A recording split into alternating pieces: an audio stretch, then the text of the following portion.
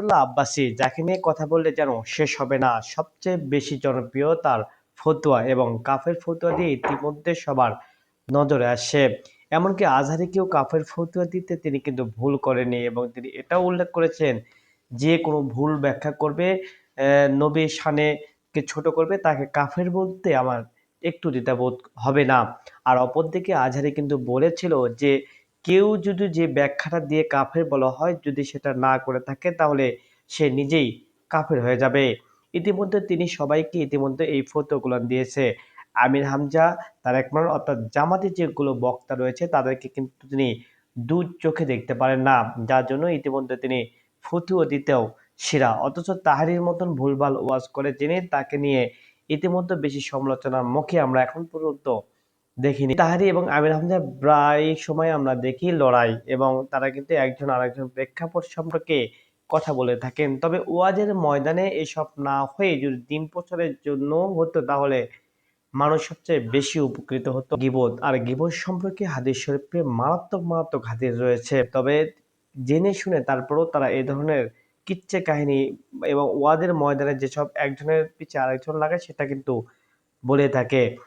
এই আব্বাসী গেল কিছুদিন আগে তার একটি বয়ানে কিন্তু তিনি উল্লেখ করেছেন যে আজান দেওয়াকে নিয়ে, অর্থাৎ তার বয়ান হচ্ছিল আর অপরদিকে আজান হচ্ছিল, ঠিক তখনই আজান দিল কেন এই নিয়ে কিন্তু তিনি রেগে যান। আর অপরদিকে আরেকটা বিষয় তার উল্লেখযোগ্য, তিনি বলেছেন যখন শেখ হাসিনার সরকার চলে গিয়েছে তারপরেই কেন এই জামাত ইসলাম এবং ইসলামিক দলগুলো কেন ঐক্য করেনি। মূল বিষয় হচ্ছে এই আব্বাসী ইসলামিক দলগুলো ঐক্য চাচ্ছে না, কারণ যখন শেখ হাসিনার সরকার ছিল তখন শেখ হাসিনা সরকারের সাথে তিনি ছিলেন। বিভিন্ন ছবি তার প্রমাণ, ইতিমধ্যে বেশ কয়েকটি ছবি আমরা সামাজিক যোগাযোগ মাধ্যমে দেখলাম যে তিনি তাদের সাথে ছবি তুলেছেন, হাসি মুখে কথা বলেছেন। শুধু এখানে শেষ না, শুধু সে না, বিভিন্ন আলেমকে আমরা কিন্তু এইসব কাজে দেখেছি। অর্থাৎ তারা চলে যাওয়ার পরে এখন তারা কাকে নিয়ে কথা বলবে, তাই তো তারা ইসলামিক বক্তা যারা দিনের আলো প্রচার করতে চায় সবার মাঝে তাদের নিয়ে এখন কথা বলছে। যেখানে ইসলামিক জোট হতে যাচ্ছে সেখানে তিনি বাধা হয়ে দাঁড়িয়েছেন। আর অপরদিকে হেফাজতে ইসলাম যদি বলি তাহলে হয়তো হেফাজতে ইসলাম যে কাজটি করছে তা মোটেও ঠিক না। ইতিমধ্যে বেশ কয়েকটি আলেম ওলামা এই কথা বলেছেন। তবে হেফাজতে ইসলামে বেশ কয়েকজন লোভী রয়েছে যারা কিনা শুধুমাত্র দুনিয়ার কিছু লোভের কারণে কিন্তু এই রাজনীতি করছে। অথচ বলা হয়েছে হেফাজতে ইসলাম একটি অরাজনৈতিক দল, অথচ জুনায়েদ আল হাবিব ইতিমধ্যে ব্রাহ্মণবাড়িয়া 2 আসন নেওয়ার জন্য উঠে পড়ে লেগেছে।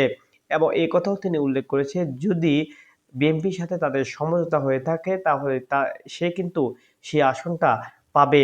অর্থাৎ যে ব্রাহ্মণবাড়িয়া আসন থেকে রুবিন ফারহানা, যে তার পরিবার পুরোটাই রাজনীতি এবং তিনি রাজনীতি করতে করতে এখন পর্যন্ত বিয়ে করার পর্যন্ত সময় পায়নি, তাকে বসিয়ে রেখে জুনায়েদ আল হাবিব গণমাধ্যম কর্মীদেরকে কিন্তু এই বিষয়টি জানিয়েছেন। তবে রাজনৈতিক দলের মধ্যে সবাই উল্লেখযোগ্য বলছেন যে যদি এমন হয়ে থাকে তাহলে তাদের মধ্যে লোভ কাজ করছে।